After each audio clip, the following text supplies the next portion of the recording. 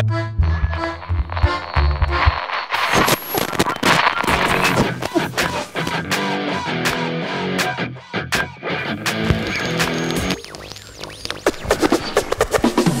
the mic and make sure it sound right, boys. Salut à tous, bienvenue sur Chave FM, le podcast de la Clusa.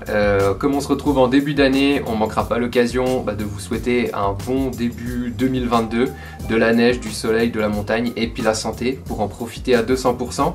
Mais trêve de blabla, on va plonger directement dans ce podcast puisque nous recevons aujourd'hui un nouvel invité, c'est le 3e numéro, notre 3e podcast. En épluchant son CV, on s'est rendu compte qu'il avait eu au moins 1000 vies.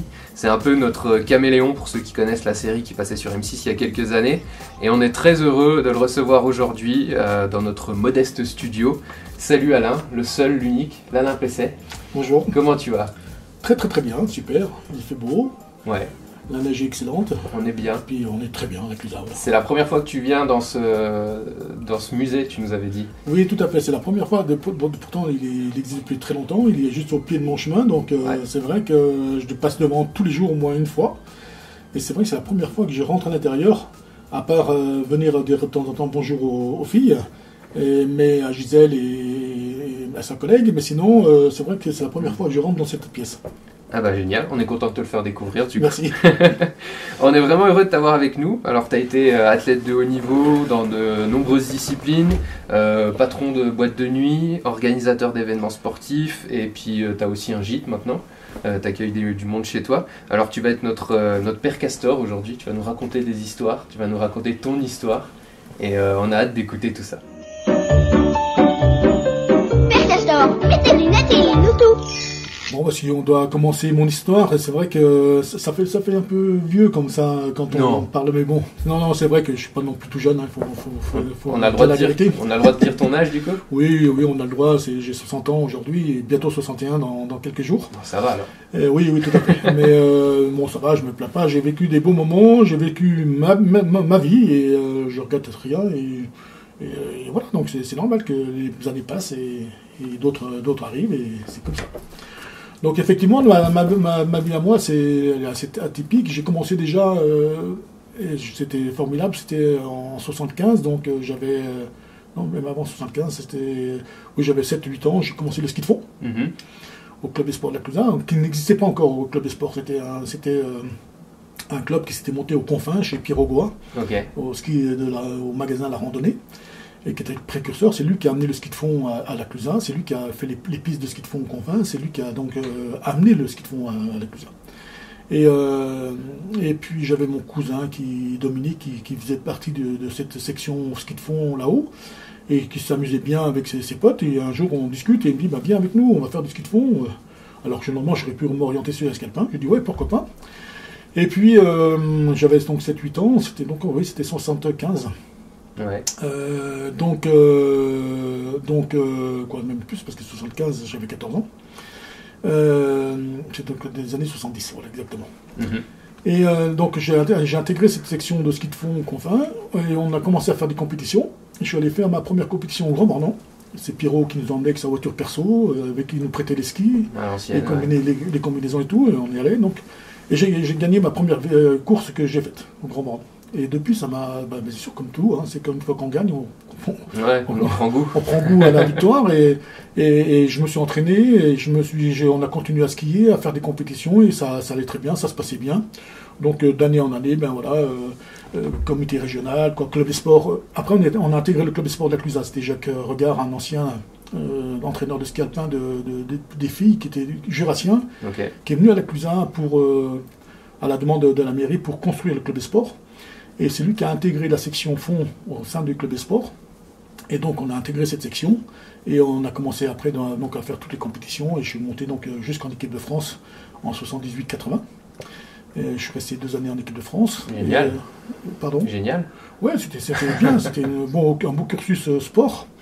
Et donc voilà, donc j'ai fait 22 ans de compétition, donc c'était intéressant, je me suis bien éclaté. Et donc ensuite, j'ai amené après sur. Je suis sorti des écoles, je me suis fait virer des équipes de France parce que par manque de résultats en 80, oui. Ouais. Je suis parti à l'armée, Et puis, en retour de l'armée, le club de sport m'a embauché pour... non, j'ai fait le moniteur de ski de fond au Confin.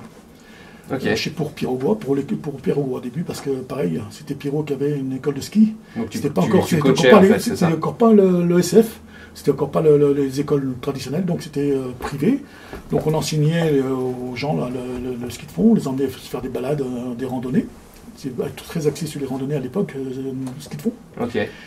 Et puis j'ai fait 3 ans, et après le club de sport m'a demandé d'intégrer la section pour être entraîneur. J'étais aussi entraîneur national handisport. Okay. Avec qui j'ai fait les Jeux Olympiques à Innsbruck, j'ai fait les championnats du monde en Suède.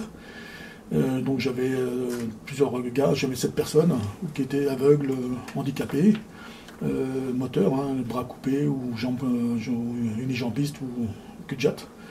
Et on partait faire des compétitions le week-end, l'hiver, et je cumulais ces 2 fonctions avec le club de sport. J'étais donc entraîneur national et entraîneur au club de sport. Et donc on a fait 2 belles rendez-vous, donc ce championnat du monde et puis ces Jeux Olympiques. Et ça s'est bien passé tout, donc c'était intéressant. Et donc à l'issue j'ai fait 3 ans, toujours pareil, 3 ans au club des sports. Et puis là, la société Look, qui était gérée à l'époque par Bernard Tapie, m'a demandé si je voulais intégrer donc leur société pour m'occuper du ski de fond. Ils avaient besoin d'un technicien. Pour bosser, développement produit. Voilà, uniquement produit. J'ai dit, bon, moi je veux bien être technicien, pas de problème. C'était surtout pour gérer les clubs de sport de français, plus les écoles de ski. Amener donc les fixations et les skis Look pour les fondeurs, les moniteurs ou les compétiteurs. Donc je suis rentré chez Look en 86, voilà.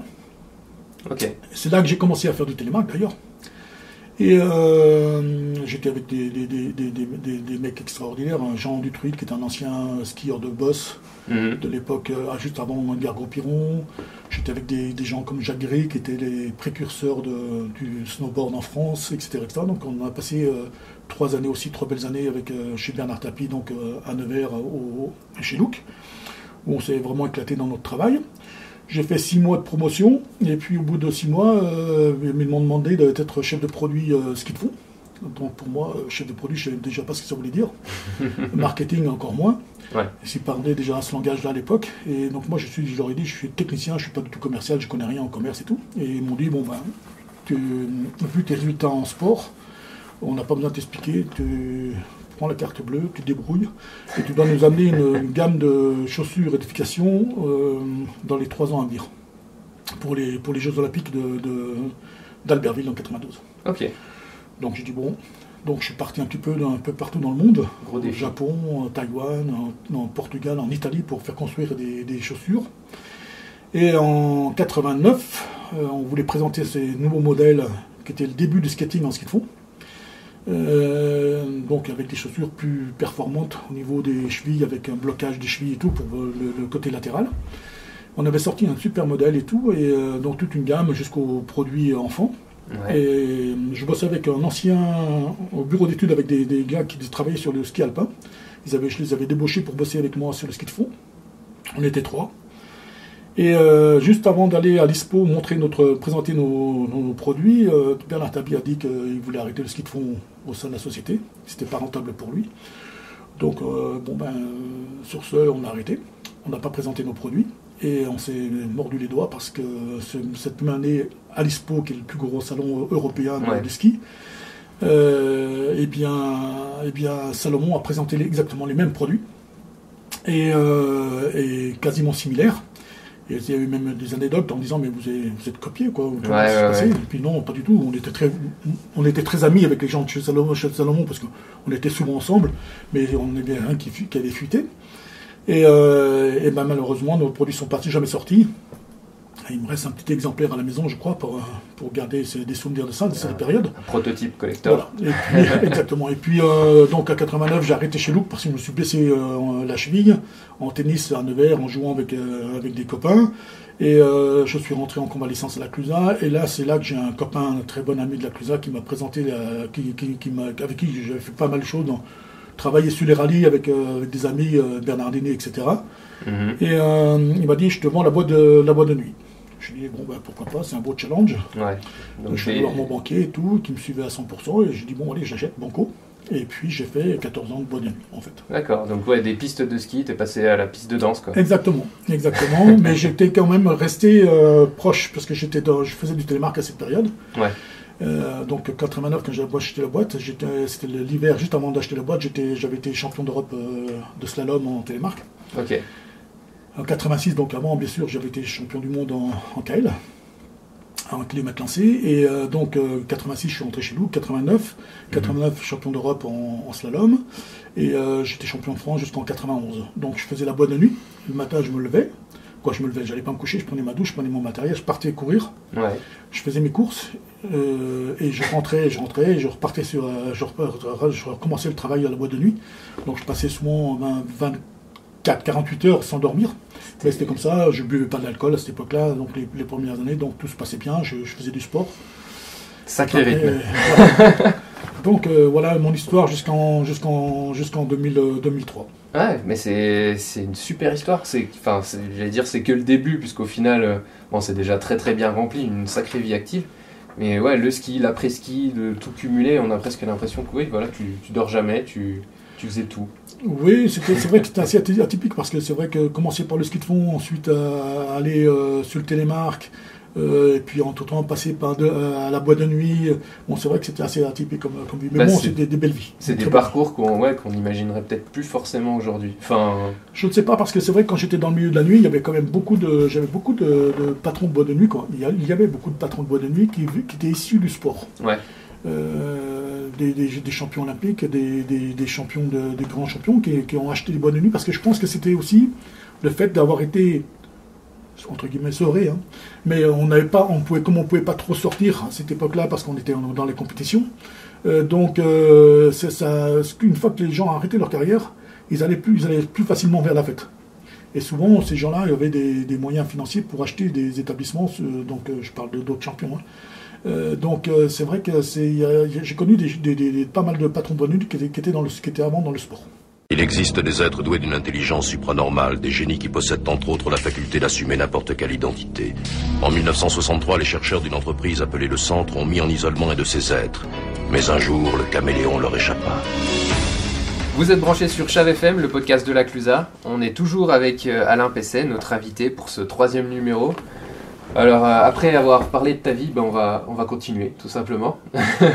Tu nous disais du coup que tu avais une vie bien remplie, boîte de nuit, sport. Comment t'arrivais finalement à concilier un peu tous les deux? C'était un rythme intense, mais t'as jamais eu, je sais pas, de fatigue ou t'organisais ton rythme comment? Alors ça, je crois que c'était simplement une question de discipline, en fait. Peut-être de passion aussi. Et puis forcément de passion, parce que si tu es que ce soit dans la vie professionnelle ou dans le sport, si tu n'es pas passionné, tu peux pas atteindre un certain niveau. Donc je crois que c'est plus de la passion et après donc de la discipline. Et c'est vrai tous les sportifs de haut niveau, de toute façon, ils ont toujours été très disciplinés avec eux-mêmes. C'est un trait de caractère, et c'est grâce à ça aussi que tu deviens performant.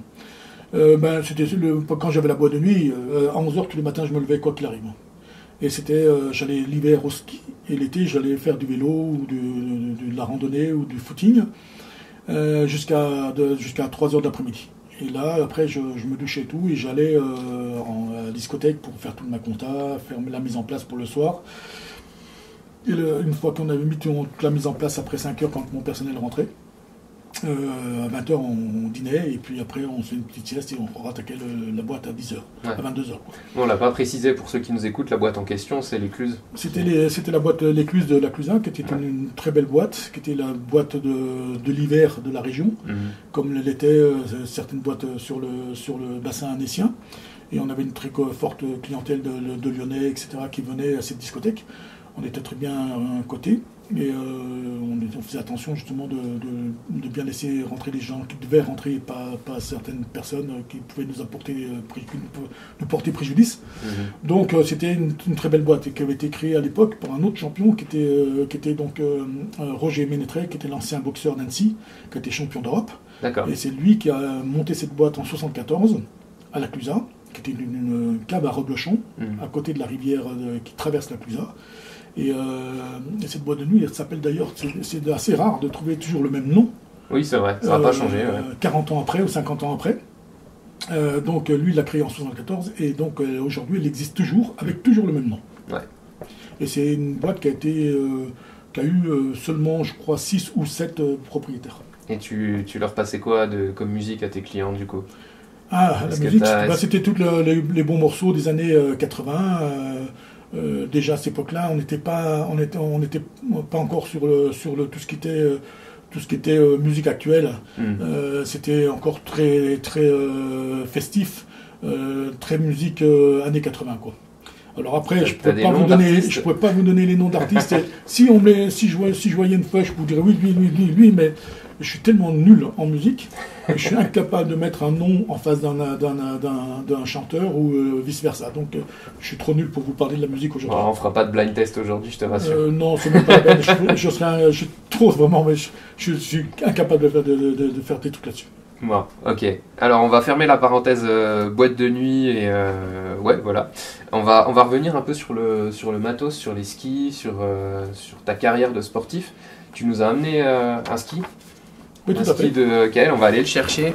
Je te laisse nous le ramener. Il est juste derrière là. Ah, ok. Comme ça, on va regarder ça. Là. Ouais, bon, on peut prendre les deux. Il y en a un très vieux, il y en a un plus récent. Ah oui, les deux sont des vieux. Hein, hop, on va mettre ça sur les genoux.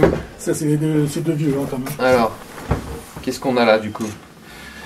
Ben là, on a donc le télémark. En fait, le télémark, d'abord, pourquoi je suis venu au télémark? Ouais. Parce que c'est vrai que c'est incroyable. C'est parce que en France, dans les années 85-90, on ne savait pas ce que c'était. Avant 85, on ne savait pas ce que c'était le télémark. On savait que c'était le premier ski, le premier virage qui existait en ski alpin. Ouais. D'où donc cette paire de skis, qui étaient donc les premières paires de skis de ski alpin avec le câble où les gens levaient le pied parce que c'était un ski qu'ils utilisaient avant tout pour se déplacer. Ouais. C'était pas un loisir, c'était un mode de déplacement. Et c'était surtout les Scandinaves qui utilisaient ça parce qu'ils avaient beaucoup plus de neige que nous et beaucoup plus longtemps. Et pourquoi le télémark? Parce que en fait le créateur du télémark, il s'appelle Sondre Norheim. C'est un menuisier qui habitait à côté d'Oslo, dans la région Télémark. Ouais. C'est une région qui s'appelle Télémark. Et c'est lui qui a, en réfléchissant, qui a inventé le premier virage du ski alpin. Donc il a donné le nom au Télémark parce que le nom de sa région. Et ce premier virage, il existe depuis 1867. Okay. Parce qu'avant, quand il se déplaçait, il faisait des grandes traversées. Il faisait une conversion, il repartait. Que ce soit en montée ou en descente. Et donc lui, en réfléchissant, il dit pourquoi en poussant peut-être le pied, en faisant une génuflexion, et il l'a mis au point. Faire une courbe, quoi. Ouais. Et ça a été le premier virage qui existait en ski alpin. Après, il y a eu toute l'élaboration du ski alpin avec le STEM, où toutes les écoles nationales prenaient part, c'est-à-dire les Autrichiens, les Suisses, les Italiens, les Français. Le STEM, c'est les Français qui l'ont amené. Et donc, c'est juste toute cette évolution jusqu'à nos jours. Ok. Mais le télémark, c'était vraiment le premier virage. Et donc là, il y en a cette paire de skis qui est de l'époque. Et donc moi, je suis arrivé au télémark parce qu'en fait, en 86, Jacques Regard, dont j'ai parlé, le directeur du club de sport, qui était assez avant-gardiste, très visionnaire. C'est lui aussi qui a déjà mis en place à la Clusaz le ski de boss, le ski artistique qu'on appelait à l'époque, et qui a fait les premières compétitions, Coupe d'Europe, Championnat du Monde, etc. Coupe du Monde, Championnat du Monde, parce qu'il y a toujours la progression aussi au niveau international. Ouais. Et c'est lui qui a mis en place, qui a amené des jeunes comme Edgar Corpiron, etc. Et Jacques Regard dit on va organiser le KL à la Clusaz, une Coupe du Monde. C'était le championnat du monde, c'était la première année en 86. Ça existait déjà le KL, le kilomètre lancé existait déjà, mais c'était surtout à Porto, au Chili, et où les gens se déplaçaient là-bas une fois dans l'année pour faire leur championnat. Et en 86, donc Jacques Regard décide de faire un championnat du monde à la Clusaz, à Balme, qui était une piste fabuleuse. On voulait justement te demander, savoir à quel endroit c'était, quel spot. Okay. Alors le spot du KL, c'était actuellement là où il y a le lac de Balme, juste à côté, entre le lac et la piste bleue. Ouais. Et ça montait tout droit jusqu'au sommet, jusqu'au pied des rochers en haut, et on descendait tout droit cette piste. Elle était damée, avec des dameuses, et au début c'était même c'était là, disons, les premiers damages avec câble. Ok, ouais. Parce qu'il fallait vraiment que la machine puisse monter bien droit, bien lissé, donc c'était parfaitement bien préparé.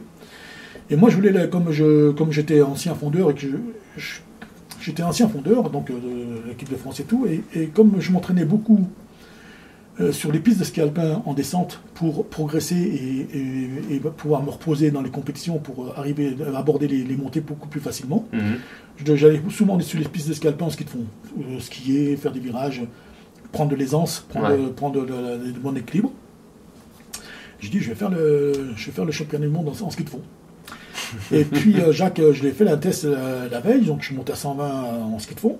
Et Jacques m'a arrêté, m'a dit écoute, la veille, la semaine d'avant, parce que la piste était préparée depuis longtemps, puisqu'il fallait que ce soit vraiment tassé, très, très dur.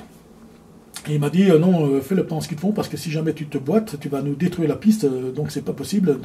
La piste, il faut vraiment qu'elle soit lisse. Le moins de petite aspérité ou petite bosse, ça peut faire décoller un skieur à une grosse vitesse. Donc il me dit fais-le en télémarque, il y a pas mal de Norvégiens, Suédois, Canadiens qui viennent, fais-le en télémarque. Télémarque, bon. D'accord, okay, mais je vais prendre du matériel où? Donc je suis monté voir toujours ce fameux Pirogois qui avait le magasin La Randonnée aux Confins. Et lui, il m'a sorti une paire de skis de fond, en fait, qu'on a là. C'était pas encore celle-là, ils étaient un peu plus vieux parce que ça, c'était déjà pour le télémarque. Et c'était tout simplement une paire de skis de fond à quart.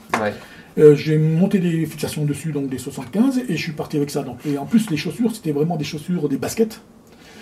Parce qu'on n'avait pas de chaussures hautes, encore c'est en 86, ça n'existait pas encore les chaussures de ski de fond hautes comme on a aujourd'hui en skating. C'était tout simplement une paire de baskets. J'avais même été obligé de me rigidifier la cheville avec du scotch pour obtenir un bon appui, une bonne rigidité. Et je l'ai fait donc avec ça, en télémarque. Et effectivement, la semaine du championnat du monde, donc c'est très bien passé. On a fait 3 jours de run, et le 3e jour, je me suis cassé la gueule, je suis tombé après la cellule, et avec une vitesse de 163,56, qui a été homologuée, et c'est comme ça que je suis devenu champion du monde, et recordman du monde en télémarque. Et comme j'étais blessé, j'étais brûlé au 3e degré, sur les fesses, j'ai pas pu reprendre le départ sur des runs suivants. Donc, comme j'avais le record, cette époque-là, on avait le droit à la vie et à la mort de la discipline en kilomètres lancés. Donc, Jacques Recard m'a dit bon Alain, moi je serai toi, j'arrêterai. Et on arrête le télémarque, et puis comme ça, tu es champion du monde. Et c'est quand même bien. Ça permet de valider un titre. Je peux pas refaire de run, donc effectivement, j'arrête la course. Donc les Norvégiens, les Suédois, tout ça étaient assez en colère. Ils disaient non, nous on est venus, on veut continuer. Et non, c'est le règlement, c'est comme ça. Bon, enfin bref. Et les Norvégiens m'ont dit bon écoute, c'est simple, il y a une Coupe du Monde au mois d'avril en Norvège. Chez eux. Viens et on verra si t'es champion ou pas. Bon, d'accord, je prends rendez-vous. C'est là justement qu'en 86, comme j'étais entraîneur donc, de l'équipe de France handisport, on est monté faire les championnats du monde à Ceylan fin mars. Et les Français, donc toute les teams est rentré en France, et moi je suis resté en Norvège. Je suis resté en Suède, et j'ai traversé pour aller en Norvège pour aller concourir cette Coupe du Monde. Et lors de cette compétition, j'ai gagné la catégorie télémarque devant les Norvégiens suédois. Et on a même battu tous les temps de skieurs alpins. Mais il y avait 2 catégories. Il y avait les kailis purs avec des skis de 2,40 m, le casque, les ailerons derrière. Et il y avait la catégorie ski alpin où les gens n'avaient pas le droit d'avoir des skis de plus de 2,15 m, et ils n'avaient pas le droit d'avoir des ailerons derrière les jambes. Les casques et tout, combinaison bien sûr. Et donc on allait plus vite qu'eux, voire aussi vite qu'eux en ski alpin, en télémarque. Et puis donc je suis rentré en France, les Norvégiens ont dit bon ok, c'est toi le champion, on a fait une très belle fête. C'était validé. Pour valider, pour fêter tout ça. Et j'ai 2 Norvégiens qui m'ont dit nous on veut venir à la Clusa, apprendre à parler français. Est-ce que trouve-nous du travail, un hébergement, on vient. Et c'est comme ça que donc je les ai fait venir à la Clusa. Ils ont travaillé dans différents bars à la Clusa, et puis l'hiver suivant, en 87, on a démarré le ski. Ils m'ont dit maintenant on va t'apprendre à tourner, parce que je ne savais pas tourner en télémarque. Je savais les tout loin, mais je ne savais pas faire le virage. Donc ils m'ont appris à faire de la télémarque, et on a commencé à créer une association de télémarque, de l'association française de télémarque. Et on a commencé à faire des compétitions, etc. etc. Et aujourd'hui encore, ce week-end d'ailleurs, le week-end qui arrive, il y a une Coupe du Monde à Saint-Gervais. Avec, c'est une Coupe du Monde, donc là il y a toutes les nations et c'est une très très belle compétition. Bon, maintenant c'est combinaison de ski alpin, c'est beaucoup plus, c'est rentré dans le domaine de la FISE, donc ça a très évolué. Mais à cette époque, donc on a commencé à faire des compétitions, donc avec une Coupe de France, il y avait déjà des compétitions en Norvège, donc on allait en Norvège faire du slalom. Et en 89, on a même, nous en 80, je crois que c'est en 89, on a fait une Coupe d'Europe à la Clusa, on a organisé avec le Club des Sports. Et donc, moi, je suis devenu champion d'Europe en 89 parce que c'était le cumul des points des différentes courses qu'on faisait dans la saison d'hiver. Ouais, c'était un championnat. On a fait une à Engelberg en Suisse, on en a fait une en Norvège, etc.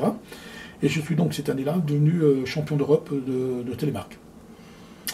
Voilà. Donc, voilà pourquoi le télémark. Et puis, depuis que je me suis mis au télémark, depuis, je fais que ça. Et, ouais, t'en fais toujours, là. Voilà, comme on dit... goûter au télémark, c'est abandonner le ski alpin et faire que du télémark. C'est vrai que c'est classe. Hein. Enfin, quand on voit les courbes, c'est plus sport et puis c'est sympa, quoi. C'est des sensations énormes. C'est vraiment une très belle sensation qu'aujourd'hui on peut retrouver en ski alpin parce qu'avec la modification de la technicité en ski alpin, on en est venu avec ces skis maintenant paraboliques, etc. On a une très très bonne sensation en ski alpin. Et c'est vrai que c'est pour ça qu'il y a beaucoup de surfeurs, de snowboarders qui étaient très bons en snowboard qui sont revenus au ski alpin. Parce qu'aujourd'hui, le ski alpin, c'est du vrai bon matériel qui est facile à tourner. Et on peut aller plus loin de la progression, notamment dans leur piste. Et c'est vrai qu'il y a beaucoup de gens qui aujourd'hui profitent de ça, de cette technicité du ski pour s'évader et profiter pleinement du ski. Ok. Et si on peut se caler un défi dans l'hiver où tu peux nous faire une petite démo ou un petit cours de télémark? Avec grand plaisir. Ah bah, moi je signe, moi je veux bien essayer. Oui, mais attention, si tu fais du ski du télémark, après tu vas manger le ski alpin. Mais ça m'impressionne bien et ouais, je veux... Non, mais avec plaisir, bien sûr. Je parle de temps en temps avec des jeunes, voire même des moniteurs de l'école de ski qui ont envie d'essayer, qui ont envie de... Parce qu'il y a de la demande, donc c'est pas énorme, mais il y a des clients qui demandent à apprendre à faire du télémark et il y a des moniteurs qui enseignent le télémark. Ben, on prendra un rendez-vous, moi je te le dis.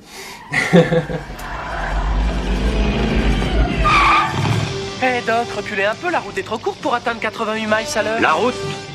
Là où on va, on n'a pas besoin de route.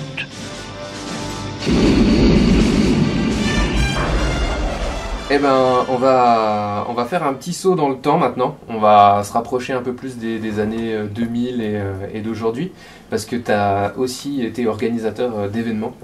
Tu as bossé pas mal sur l'ABF, sur le VTT, avec le Club des Sports, avec d'autres personnes bien sûr. Mais est-ce que tu peux nous en dire un peu plus là-dessus? Parce que c'est quand même un gros dossier aussi ça sur la Clusa. Alors ça, c'était encore une autre vie. Donc effectivement, j'ai monté la boîte de nuit en 2003. Et après, donc j'ai rénové le chalet d'alpage de mes arrière-grands-parents qui date de 1860, donc sur le secteur de Borgard. Et j'ai construit ma maison en fait pour y habiter et puis passer des jours heureux. Et donc j'ai repris le moniteur. J'ai travaillé à l'école de ski de la Clusa en tant que moniteur de ski de fond. Et j'avais un client qui était un ancien directeur de chez L'Oréal, qui était très passionné par tout ce qui était nature, écologie, etc. Et je l'ai emmené souvent en ski de fond en balade ou en randonnée l'été en montagne. Et un jour, il me propose de louer le chalet et de me prendre comme moniteur à l'engagement parce qu'il voulait créer un produit cosmétique avec des plantes de montagne, des plantes, un produit cosmétique bio. Et il voulait lancer ce produit, mais pas passer par le process marketing traditionnel. Il ne voulait pas payer des pages de magazines pour faire de la pub. Il voulait inviter plutôt les journalistes dans mon chalet. Et ces gens étaient accueillis et on s'occupait d'eux. Et ils écrivaient ou ils n'écrivaient pas, à la limite on s'en moquait. Et ça a tellement bien marché qu'au bout de 2 ans, il n'y avait plus suffisamment de produits pour pour distribuer à tous les gens qui voulaient ce produit. Donc ils ont arrêté cette promotion d'inviter des journalistes parce qu'ils n'arrivaient plus, parce que le problème de la cosmétique bio, c'est que quand vous commandez 10 000 tubes, vous ne pouvez pas en faire 10 000, c'est pas possible, c'est pas la chimie. Ouais. Donc c'est des fleurs qui poussent avec le soleil en été, donc à une certaine période. Donc ces cultivateurs de produits bio, de plantes bio, ça se fait beaucoup en Suisse. C'est des cultures de fleurs spécifiques. Donc si vous en commandez un certain volume, ça ne peut pas dépasser. Donc ils ont arrêté la promotion de ce produit, et donc je me suis retrouvé au chalet en disant bon, mais qu'est-ce que je vais faire maintenant? Et j'ai dit ça m'intéresse trop. Déjà, quand il m'avait demandé pour réserver le chalet, je lui ai dit non, je peux pas faire ça. Parce que moi, je connais rien en accueil. Ouais. Et puis la cosmétique, c'est souvent... les gens qui sont invités dans la cosmétique, ce sont souvent des personnes qui arrivent en fin de carrière, qui ont vécu dans tous les grands hôtels du monde. Ils vont arriver au chalet, ils ne vont pas comprendre. Oui, il faut un niveau de qualité de service. Voilà, souvent, c'est aussi un milieu de femmes. Et moi, je dis, non, je ne sais pas ce que je vais leur raconter, parce que je ne suis pas capable de les accueillir et de m'en occuper. Et au contraire, il m'a dit, je te fais totalement confiance, il n'y a aucun problème, je suis sûr que ça va marcher. Et c'est vrai que quand j'ai reçu ces premiers journalistes, ça m'a plu, parce que de recevoir des gens, de m'occuper d'eux, de les emmener skier, de leur faire à manger, ça s'est très très bien passé. Et effectivement, ces gens-là, ils étaient contents de venir au chalet parce que ça leur changeait de tous ces grands hôtels, 5 étoiles du monde entier. Ils étaient dans un truc totalement atypique. Et comme ça se passait, vraiment, tout le monde était au même pied d'égalité. Il n'y avait pas de cirage de pompe, si on peut dire. Ouais. Et ça leur plaisait beaucoup. Et donc, quand on a arrêté, j'avais bien sûr relevé toutes les adresses de tous les gens, tous ces journalistes qui étaient venus au chalet. J'aurais envoyé un mail en leur disant, écoutez, je fais ça maintenant à mon compte, et si vous voulez revenir, c'est un grand plaisir. Il y en a beaucoup qui sont revenus, il y en a beaucoup qui ont passé des messages sur leur magazine sans me le dire, et de bouche à oreille, aujourd'hui ça fonctionne, donc voilà, et je reçois les gens, et ça se passe plutôt très très bien. Donc ça c'est la partie hiver où les gens viennent au chalet. Ouais, ton activité d'hiver. Voilà, l'activité d'hiver. Sinon, après, donc, le restant du temps, donc c'est toujours après la boîte, le restant du temps, je voulais continuer, je voulais revenir dans le sport, mais en étant technicien, parce que moi je suis vraiment un mec de la technique pure et dure, moins commercial, donc même pas du tout à l'époque. Et donc j'ai commencé à faire des événements. Et j'avais connu du temps de la boîte de nuit des garçons comme Benoît Roy, etc., qui travaillent déjà dans des grosses boîtes d'événements. Ouais. On est restés copains, et quand j'ai dit que je voulais retourner dans le sport, ils m'ont demandé de venir sur leurs événements et m'occuper de la régie. Donc j'ai commencé d'ailleurs le Rock d'Azur à Fréjus avec Sportis, donc à cette époque-là. Donc événement VTT. C'était en 2006 ou 2007. Ouais. Qui était donc une course de VTT. Et puis de fil en aiguille, pareil, c'est parti. Je suis parti à La Rochelle, mais à La Rochelle, donc au salon nautique. Okay. En fait, je travaillais la première fois que je suis allé à La Rochelle, j'ai travaillé sur le Grand Prix de Formule 1. C'était une Coupe du Monde de Formule 1 des mers que La Rochelle organisait. Et c'était le régisseur principal, c'était Thierry Verne, un ami qui est décédé aujourd'hui malheureusement, et qui m'a demandé de venir avec lui pour lui donner un coup de main, donc le seconder. Donc j'étais monté à La Rochelle, on avait bossé là-dessus, et le courant a très très bien passé avec le directeur du Grand Pavois, etc., qui m'ont demandé de venir bosser sur le salon nautique, et puis de fil en aiguille, je suis parti après travailler sur la Mini Transat 650, qui est donc la course de bateau qui a lieu tous les 2 ans entre La Rochelle et le Brésil. Ouais. Qui est une course en solitaire sur un bateau de 6,50 m, dont Yannick Bessaven, c'est comme ça aussi que j'ai connu Yannick, avec qui je suis devenu ami. Yannick Bessaven, le dernier vainqueur du Vendée Globe, ouais, qui vient souvent à la Clusa. Qui a gagné en 2001 cette Transat 650. Mais moi, je suis arrivé en 2009, donc je n'ai pas connu quand il a gagné. Donc voilà, de fil en aiguille, j'ai bossé sur des événements comme ça. Et puis après, AISO m'a demandé de venir bosser aussi avec eux sur le VTT, donc Rock d'Azur. C'est comme ça qu'aussi qu'après, on est venu sur la Clusa pour organiser ce qu'on appelait le Rock des Alpes, en VTT, parce qu'ils voulaient créer une filière de petits frères du Rock d'Azur. Donc voilà, et puis je suis resté dans les événements et je suis toujours dans les événements au jour d'aujourd'hui. D'accord, ok. Ouais, Et parce qu'il y a maintenant alors l'ABF qui a pris la suite Tout à fait. l'Alpbike Festival, qui avait pris la suite du Rock des Alpes, Tout à fait. qui va évoluer et Qui prendre va une nouvelle évoluer, qui formule. à partir de cette année donc on l'a réintégré au club des sports pour Ouais. une question de coût. Et c'est le club des sports aujourd'hui qui va organiser cet événement qui s'appellera maintenant le Bélier VTT. Ouais. Donc ça, on a le Bélier Trail, le trail du Bélier, le Bélier donc au mois d'août. Et on a le trail blanc, le trail bélier- blanc, le bélier le blanc. Bélier blanc au mois de janvier qui a eu lieu il y a 15 jours. Et on aura aussi maintenant le Bélier VTT. Et on te retrouvera du coup sur l'organisation de Je cet événement. un petit peu. serai plus dans les régisseurs. Je pense, je vais m'embaucher comme bénévole. Ouais, pour filer Et un puis, coup de main. oui, pour filer un coup de main sur le terrain. Puis je serai toujours avec le club pour amener mon expérience et s'ils ont besoin de certaines choses pour organiser l'événement. Mais entre Stéphane, Joris, ils savent organiser ces compétitions. Ils n'ont pas besoin de personne et ils savent le faire. Je serai là quand même pour leur filer un coup de main s'ils ont besoin. Ouais, parce que tu parlais de Joris, c'est une histoire de famille aussi, ça, le sport. Joris, donc Perry Apessé, qui est anciennement athlète aussi la Clusa, qui travaille au club des sports et qui reprend, entre guillemets, une partie de l'organisation en étant employé justement au club des sports. Tout à fait. Et c'est ton neveu, voilà. Exactement. Ouais. Donc C'est- ça reste une histoire de famille. C'est ça. Il y a le sport et le sport, la fête et l'événementiel qui Voilà. coule dans les veines là, de tout le Voilà. monde. Et puis en dehors de l'événement, eh bien l'été je travaille beaucoup aussi dans la rénovation de chalets. Donc là c'est ma partie artisan où je bosse pour des gens qui ont envie de transformer leur chalet ou transformer des pièces de leur chalet. Je fais beaucoup de travail sur le vieux bois. Mhm. Et donc voilà, ça c'est mon troisième boulot de l'année. Et ben là, les gens qui nous écoutent, je pense qu'ils doivent se dire, mais quelle vie de dingue, quoi. Parce que c'est assez hallucinant. Et je pense que ça illustre bien aussi le côté Cluse, le côté Chave, d'avoir des profils alors, comme le tien, mais on peut aussi avoir des agriculteurs qui sont moniteurs, qui Bien sûr, travaillent sur les pistes ou qui travaillent sur le domaine. Enfin, il y a ce côté multicasquette qu'on retrouve pas à fait. forcément ailleurs, quoi. C'est ce côté multi-fonction qui est très intéressant parce que ce soit même pour les agriculteurs qui sont moniteurs de ski l'hiver ou qui sont aussi qui font aussi des travaux l'été. Ouais.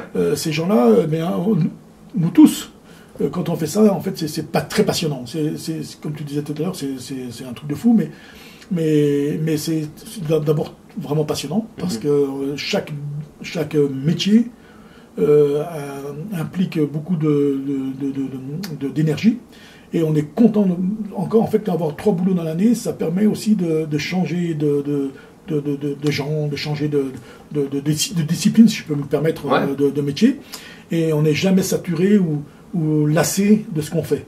Et c'est pour ça qu'on travaille toute l'année parce qu'en fait on est tellement passionné par ce qu'on fait que comme on change souvent de secteur d'activité, eh bien l'année passe et on l'a pas pu faire. Donc c'est plutôt très très passionnant, je dirais. En tout cas, c'est passionnant aussi de t'avoir avec nous aujourd'hui. C'est une belle transition, c'est une belle conclusion aussi. Je pense qu'on a vraiment bien balayé en long, en large, en travers ton CV.